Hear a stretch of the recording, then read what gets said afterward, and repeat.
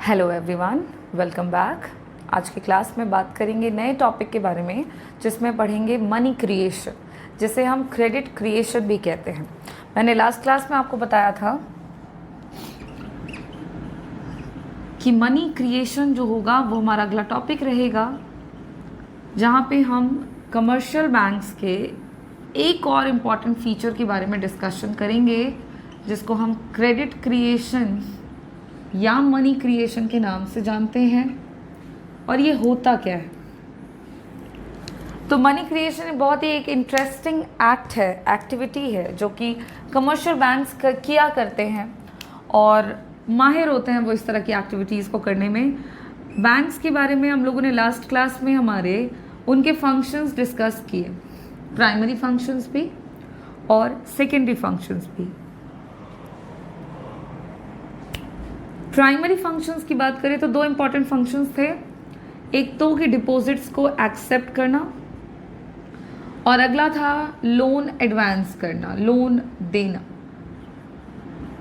तो यही दो मेन फंक्शंस होते हैं जो किसी भी फाइनेंशियल इंस्टीट्यूशंस को बैंक बनाते हैं। अब क्या करती है बैंक कि जो पैसा उसको आया डिपॉजिट के तौर पर, जो भी अमाउंट ऑफ मनी बैंक ने रिसीव करा, सपोज 900 करोड़, सपोज, चलो 900, ठीक है समझने के लिए, अब करोड़ ही रहने देता है। अब क्या हुआ कि जो 900 करोड़ डिपॉजिट के तौर पे बैंक के पास आया, वो क्या करती है, इसी अमाउंट ऑफ मनी को लोन के तौर पर अपने कस्टमर्स को एडवांस कर देती है। बैंक के पास खुद का कुछ नहीं होता, बट वो करती क्या है, वो कस्टमर्स के पैसों का लेन देन करती है, कस्टमर से पैसे जमा कराती है अपने पास डिपॉजिट के तौर पे, और जो पैसे उनके कस्टमर्स ने जमा करे हैं उन्हीं पैसों को वो क्या कर देती है, लोन के तौर पर ग्रांट कर देती है अपने कस्टमर्स को, जो जिनको भी चाहिए।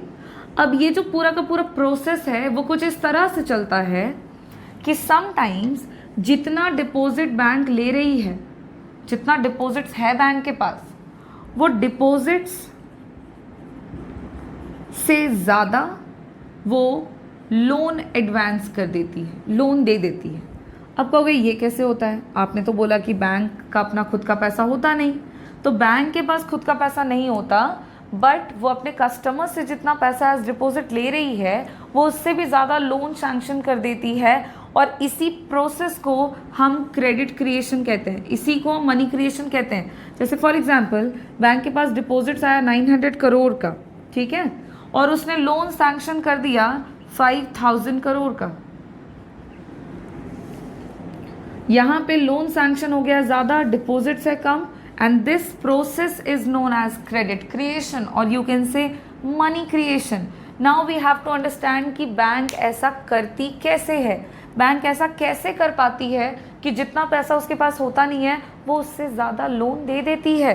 तो इस बात को समझने के लिए हमें बहुत सारे टर्म्स एंड कंडीशंस यहाँ पे जानने हैं, समझने हैं। चलिए वन बाय वन करके बात को शुरू करें। सबसे पहली बात मैंने आपको बता दी कि जो बैंक होता है वो अपने मोस्ट इम्पॉर्टेंट एक्टिविटी को परफॉर्म करता है, एंड दैट एक्टिविटी इज़ पैसा लेना और क्रेडिट देना।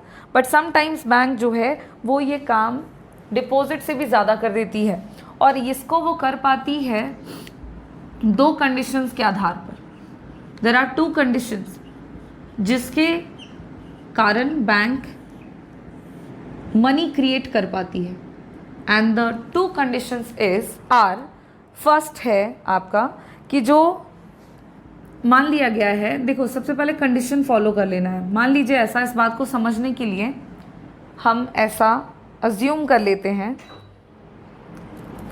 कि जो बैंक्स है, जो बैंक की हम बात यहाँ पे करेंगे ताकि हम बात अच्छे से समझ सकें, तो पूरा का पूरा एंटायर बैंकिंग सिस्टम जो है वो हमने यहाँ पे मान लिया एक यूनिट है। मतलब पूरा का पूरा entire commercial banking system is one unit which is a bank, जिसको हम यहाँ पे बैंक बोल रहे हैं। सारे बैंक्स की बात हो रही है सिर्फ एक टर्म के साथ, विच इज़ अ बैंक। और सेकेंड कि जितना भी डिपॉजिट, जितना भी रिसीट्स और पेमेंट हो रहा है पूरी इकोनॉमी में, वो थ्रू बैंक्स हो रहा है, ऐसा हमने मान लिया है ताकि हम मनी क्रिएशन के टर्म को अच्छे से समझ सके। बात समझ में आ रही है? हमने यहाँ पे दो एजम्पशंस लिए हुए हैं सो दैट मनी क्रिएशन को हम समझें। मनी क्रिएशन जो है उसको अच्छे से समझने के लिए दो बातों को अज्यूम कर लिया है कि बैंकिंग जो सिस्टम है, एंटायर कमर्शियल बैंकिंग सिस्टम जो है वो एक यूनिट है और उसको हम यहाँ पे बैंक बोल रहे हैं, और जितना भी रिसीट्स और पेमेंट इकोनॉमी में हो रहा है वो सब का सब बैंक के थ्रू हो रहा है। मतलब सारा का सारा डिपॉजिट्स जो है, पेमेंट जो है वो बैंक के थ्रू, चेक के थ्रू किया जा रहा है, और जो भी पैसा बैंक लोग जमा कर रहे हैं वो बैंक में कर रहे हैं। जो भी सेविंग्स हो रहा है वो सारा बैंक में जा रहा है। अब ये दो शर्त हमने यहाँ पे ले लिया। अब देखो क्या है कि बैंक क्या करेगी, जो टोटल पैसा बैंक रिसीव करती है, जो टोटल मनी बैंक रिसीव करती है, वो सारा का सारा पैसा, अगर आप सोचें कि मान लें कि बैंक ने यहाँ पे 1000 रुपये, मान लो ऐसा 1000 रुपये रिसीव करा। अब जब मैं बैंक बोल रही हूँ देन मैं एंटायर कमर्शियल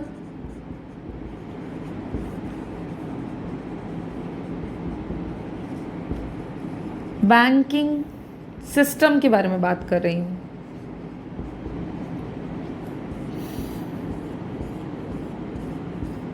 ठीक है, तो एंटायर कमर्शियल बैंकिंग सिस्टम यहाँ पे बैंक है। अब बैंक के पास जितना भी ट्रांजैक्शन हो रहा है पूरी इकोनॉमी में वो बैंक के थ्रू हो रहा है। सपोज 1000 रुपये बैंक के पास आ गए टोटल मनी, तो ऐसा है कि ये पूरा का पूरा 1000 रुपया जो है वो बैंक अपने कस्टमर को लोन के तौर पर एडवांस नहीं कर सकती है। वो पूरा का पूरा पैसा एडवांस नहीं कर सकती कि 1000 रुपये हैं जमा हुए मेरे पास तो हज़ारों रुपये लोन में दे देते हैं। वो ये काम नहीं कर सकती। क्यों नहीं कर सकती? बिकॉज कुछ ऐसे भी कस्टमर्स होते हैं, बैंक को क्या है ना कि जितने भी कमर्शियल बैंक्स हैं they are directed by the RBI which is the central bank of the country. RBI ने सबको ये डायरेक्शन दिया है कि उनको कुछ पैसे अपने पास रिजर्व के तौर पर रखना होगा, कुछ पैसा रिजर्व के तौर पर रखना होगा सो दैट कि अगर कोई कस्टमर है उसको पैसा चाहिए in that case of need तो वो बैंक से अपने जमा किए गए पैसों को एट ए टाइम ले सकता है। तो अगर बैंक पूरा का पूरा डिपॉजिट लोन में दे दे तो उस केस में वो अपने कस्टमर को पे नहीं कर पाएगी, कैश नहीं दे पाएगी।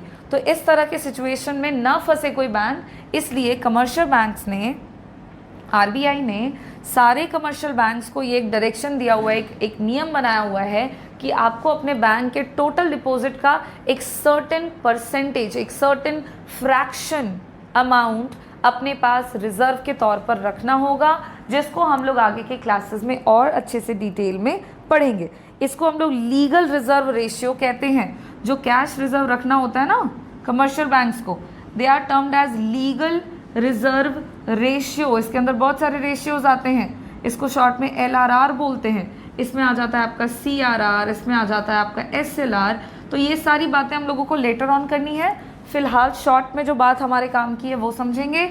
और बात ये है कि बैंक्स के पास जितना पैसा वो सबके सबको लोन के तौर पर यूज़ नहीं कर सकती, क्योंकि उसे कुछ कैश रिजर्व रखना होगा as per the direction of central bank of the country which is RBI। So अब यहाँ पे सवाल वही थी कि क्यों बैंक जो है वो कुछ रिजर्व रखे, बिकॉज बैंक को अपने कस्टमर को पे करना पड़ सकता है। कुछ कस्टमर्स बैंक के ऐसे होते हैं जिनको वो पैसा चाहिए होता है इन ज़रूरत पड़ने पर, तो वो पैसा वो अपने कस्टमर्स को पे कर सके, इसीलिए। ठीक है, अब बात हम यहाँ पे समझते हैं। ये सारे कंडीशंस अगर हमको समझ में आ गए अच्छे से, now we are ready to understand the concept of money creation, कि मनी क्रिएशन कैसे करता है बैंक। ये सब आधार था कि मनी क्रिएशन को समझने के लिए ये कुछ कंडीशंस वगैरह हैं, सिचुएशंस हैं जो आपको पता होने चाहिए। अब यहाँ पे मनी क्रिएशन को हम एक टेबल के रेफरेंस से समझते हैं। एक टेबल बनाते हैं, ठीक है, आर्बिटरी है, अपने मन से लिया हुआ वैल्यूज़ है, बट यहाँ पे आप समझना। सबसे पहला है आपका इनिशियल डिपॉजिट, ले लेते हैं हम एक तरफ।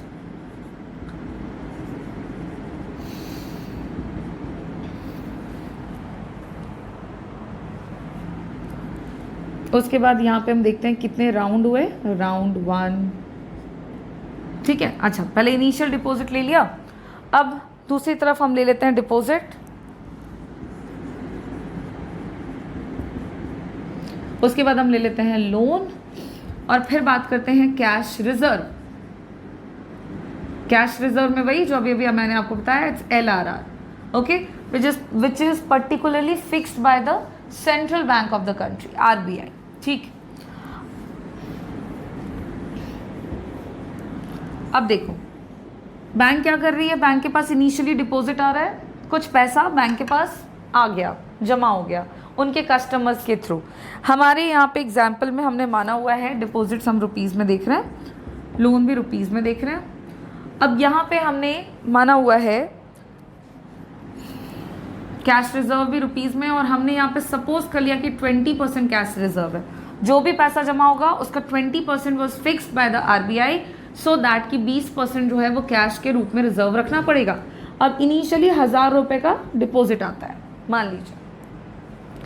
अब क्या हो रहा है कि 1000 रुपये का डिपॉजिट आ रहा है, तो 1000 रुपीज़ का 20% जो है वो रिजर्व के तौर पे रहेगा 200, और जो रेस्ट अमाउंट है उसको कमर्शियल बैंक क्या कर सकता है, लोन दे सकता है। तो 800 रुपीज़ जो है वो लोन के तौर पर एडवांस कर दिए गए, ठीक है। अब यहाँ पे मज़े की बात आप समझेंगे कि बैंक जो होता है वो अपने कस्टमर्स को लोन देता है, लेकिन ये लोन वो कैश के फॉर्म में नहीं देता, वो आपको इन हैंड कैश नहीं देता है। अगर आप बैंक के पास, अगर मैं गई बैंक के पास और मैंने कहा मुझे लोन चाहिए, तो बैंक क्या करेगा, वो मेरे अकाउंट में क्रेडिट कर देगा लोन अमाउंट को। मान लो कि 800 करोड़ मैंने ही लोन ले लिया, ठीक है, तो मेरे अकाउंट में वो 800 करोड़ क्रेडिट हो गया, कैश कहीं नहीं आया, बट मेरे अकाउंट में क्रेडिटेड हो चुके हैं। अब मैंने वो लोन लिया था, मुझे पे करना था अनदर लोगों को, तो मुझे जो पेमेंट करना था, चूँकि हमने सेकेंडरी फंक्शंस ख़त्म कर लिए हैं बैंक्स के, कमर्शियल बैंक्स के, और कमर्शियल बैंक्स कैसे एक्ट करता है सेकेंडरी फंक्शन के तौर पर, एक इम्पॉर्टेंट एजेंसी फंक्शन हमने देखा which is transfer of funds. तो कमर्शियल बैंक क्या करता है कि मैंने लोन ले लिया, मेरे अकाउंट में पैसा आ गया, मुझे जिस बंदे को पे करना है उसके अकाउंट में बैंक जो करेगा वो क्या, मेरे अकाउंट से उतना पैसा डिडक्ट करेगा, और मुझे जिसको पे करना है उसके अकाउंट में बैंक जो है वो पैसा क्रेडिट कर देगा। मैंने क्या करा, बैंक से लोन लिया, क्यों लिया, मुझे देना था, किसी को पे करना था, मुझे जिसको पे करना था बैंक ने डायरेक्टली मेरे अकाउंट से उतना पैसा डिडक्ट करके, after my permission of course, तो मेरे अकाउंट से डिडक्ट करके उस बंदे के अकाउंट में उतना पैसा ट्रांसफ़र कर दिया। यहाँ पे कहीं पे कैश नहीं आ रहा है, कैश कहीं नहीं आ रहा है, बस पैसे जो है वो अकाउंट टू अकाउंट ट्रांसफ़र हो रहे हैं, राइट, वो मैसेजेस ट्रांसफ़र हो रहे हैं। अब मुझे 800 करोड़ का मैंने लोन लिया था, मुझे लोगों को पे करना था 800 करोड़, ज़्यादा हो गया, 800 रुपये आप ऐसा समझो, और वो 800 रुपये मैंने अलग अलग लोगों को पे करवा दिया बैंक के थ्रू। बैंक ने क्या करा, वो 800 रुपये मेरे अकाउंट से हटा दिए, डिडक्ट कर दिए, और मुझे जिनको जिनको देना था उनके अकाउंट को दे दिया। अब मैं, मान लीजिए, और मुझे जिनको पे करना था, ठीक है, मान लो ये ए है, इसको बी और सी को पे करना था, तो ए के अकाउंट से पैसा जाकर किसके किसके अकाउंट में चला गया, बी और सी के अकाउंट में चला गया, उनके हाथ में नहीं गया, उनके अकाउंट में चला गया। मतलब पैसा कहीं नहीं गया, वो बैंक के अंदर ही है, पैसा घूम फिर के बैंक में आ गया, इसके अकाउंट में चला गया, बैंक में चला गया, इसके अकाउंट में चला गया, बैंक में चला गया।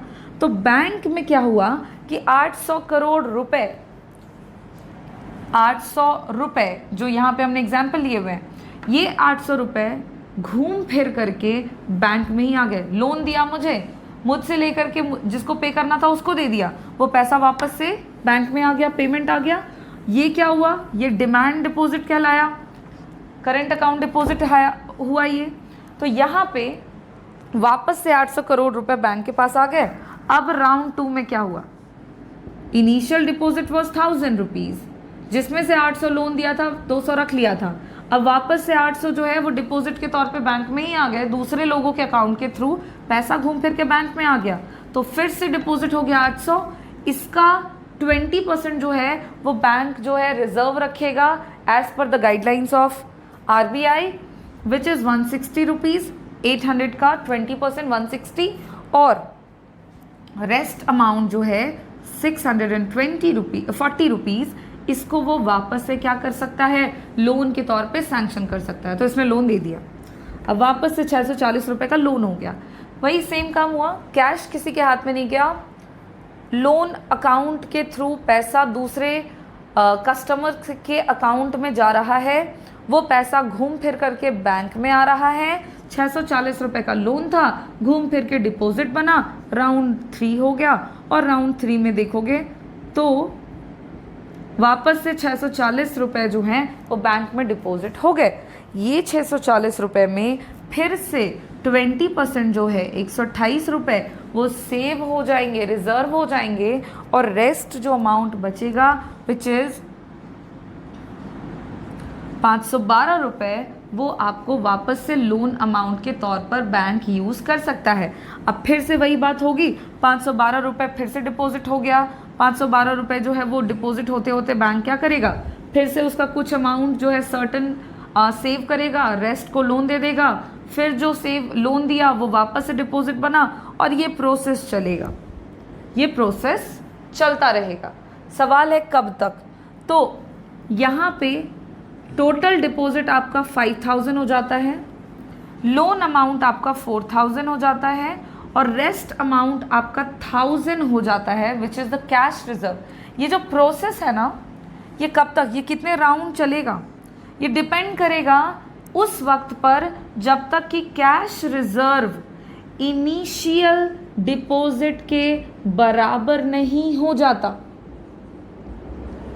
जब तक कि कैश रिजर्व इनिशियल डिपॉजिट के बराबर नहीं हो जाता है, बैंक इस क्रेडिट क्रिएशन के स्टेप को फॉलो करती जाती है, और मनी क्रिएशन या क्रेडिट क्रिएशन का जो काम है वो बैंक करती रहती है। इस पूरे क्रेडिट क्रिएशन के प्रोसेस में पैसा कहीं पर भी नहीं आया, लेकिन सारे के सारे काम पैसे के सेंस में हो गए। यहाँ पे आप देख पा रहे हो कि जो टोटल मनी क्रिएट हुआ है, क्रेडिट क्रिएट हुआ है, वो आपका कितना हुआ है, 5000 रुपीज़ का। इनिशियल डिपॉजिट वॉज 1000 रुपीज़, और वो बढ़ते बढ़ते बढ़ते बढ़ते आपका 5000 हो गया डिपॉजिट, जबकि initial deposit was only 1000 rupees. इस केस में इनिशियल डिपॉजिट सिर्फ 1000 था, और टोटल डिपॉजिट जो क्रिएट कर लिया बैंक ने वो 5000 था। तो हम कहेंगे कि टोटल डिपॉजिट्स 5 टाइम्स हो चुका है इनिशियल डिपॉजिट्स के, 5 गुना ज़्यादा टोटल डिपॉजिट अब बैंक में हो चुका है, जो कि बैंक के पास इनिशियल डिपॉजिट था उसकी तुलना में। और ये जो 5 टाइम्स है, ये जो हम बोल रहे हैं कि 5 टाइम्स 1000 रुपये से 5000 रुपये हो जाना, ये कुछ भी नहीं है 5 टाइम्स, बल्कि ये मनी मल्टीप्लायर कहलाता है। इसी को कहते हैं मनी मल्टीप्लायर, जिसका वैल्यू है 5, जो कि बता रहा है कि 5 गुना इंक्रीज हो गया है total deposits of the bank by creating credit create करते हुए बैंक ने अपने टोटल डिपॉजिट्स को 5 गुना तक बढ़ा दिया है। और इस तरह से पैसा था सिर्फ 1000 रुपया, टोटल लोन दे दिया 4000 का, 1000 रुपया कैश भी रह गया, और 5000 रुपया टोटल डिपॉजिट बैंक के पास आ गया डिमांड डिपॉजिट के तौर पर, जिस पे अगेन बैंक को फ़ायदा है, रेट ऑफ इंटरेस्ट ले रहा है बैंक, देगा भी अपने कस्टमर्स को, और उसने लोन भी दे दिया, उसके बदले में रेट ऑफ इंटरेस्ट वसूलेगा भी। और इस तरह से ये होल प्रोसेस मनी क्रिएशन और क्रेडिट क्रिएशन कहलाता है। इस मनी क्रिएशन और क्रेडिट क्रिएशन के टर्म को ज़रा आप ध्यान से समझेंगे तो आपको सारी बातें समझ में आ जाएंगी कि कैसे बैंक जितना अमाउंट ऑफ मनी डिपॉजिट के तौर पर लेता है, उससे अधिक, कई गुना ज़्यादा, मैनी मोर टाइम्स ज़्यादा वो पैसा लोन के तौर पर एडवांस कर देता है, क्योंकि वो कहीं पर भी कैश को यूज़ नहीं करता है, और बिना कैश के वो इस तरह के तमाम ट्रांजैक्शंस को पूरा करता है। और ये राउंड, ध्यान रखना, तब तक चलता जाएगा, ये प्रोसेस तब तक चलेगा जब तक कैश रिजर्व जो है वो इनिशियल डिपॉजिट्स के बराबर नहीं हो जाता। देखो यहाँ पे कैश रिजर्व 1000 हो गया था, तो जा कर के ये राउंड जो है वो रुके, और तब जाकर के टोटल लोन अमाउंट हो गया 4,000 का, टोटल डिपॉजिट्स हो गया 5,000 का, बिकॉज टोटल डिपॉजिट 5,000 का था, उसमें से 1,000 सेव था, जो बच गया that was the loan amount. And this is all the process of money creation. और मनी क्रिएशन और क्रेडिट क्रिएशन में हम लोगों को पता चल जाता है कि इनिशियल डिपॉजिट से कितने गुना ज़्यादा टोटल डिपॉजिट्स हो रहा है, और जो वैल्यू होता है उसको मनी मल्टीप्लायर बोलते हैं। तो जो अगला टॉपिक होगा हमारा, उसमें हम पढ़ेंगे मनी मल्टीप्लायर के बारे में, कि ये मनी मल्टीप्लायर क्या होता है।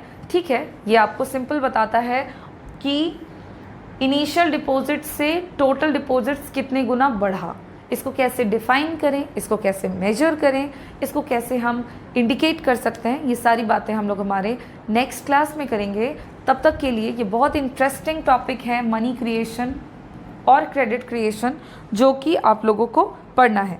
ये टेबल जो हम लोगों ने बनाया था, इसको कुछ बातों पे अज्यूम करके बनाया था हम लोगों ने, कुछ कंडीशंस ले लिए थे हमने, आर्बिटरी वैल्यूज़ लिया था 1000, और ऐसा हमने मान लिया कि बैंक जो भी पैसा ले रहा है सारा का सारा ट्रांजैक्शंस बैंक से हो रहा है, और बैंक ही ओनली यूनिट है जिसके थ्रू हम पैसा जो है वो ट्रांजैक्ट कर सकते हैं। तो उस कंडीशंस के साथ हमने ये मनी क्रिएशन का टेबल बनाया हुआ है। ठीक है, नेक्स्ट क्लास में मनी क्रेडिट पढ़ेंगे, मनी मल्टीप्लायर हमारा अगला टॉपिक होगा। तब तक के लिए मनी क्रिएशन का टॉपिक आप अच्छे से ध्यान से किताब से घर पे भी एक बार पढ़कर देख लें, टॉपिक आपको क्लियर हो जाएगा। Thank you.